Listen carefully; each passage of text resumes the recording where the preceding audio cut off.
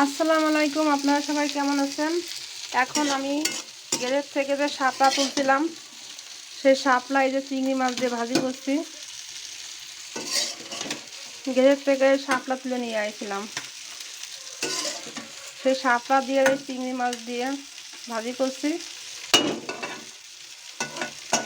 আর এই আমার ধরা মাছ, এই যে আমার ঘরের জানালা দিয়ে পিছনে একটা পুকুর আছে, সেই পুকুরের থেকে আমি এই মাছ ধরি জানালা দিয়ে। চিংড়ি মাছ দিয়ে বড়শিতে চিংড়ি মাছ দিয়ে আমার জানালা দিয়ে ফেলাই, তখন এই কই মাছগুলো বাঁধে।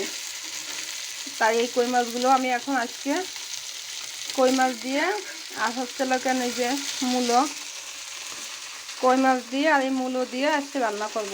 দেখি কীরকম লাগে, যেহেতু নতুন পানির নতুন কই মাছ আর মূলো নতুন, তার জন্য মূলো দিয়ে আর এই কই মাছ দিয়ে রান্না করব।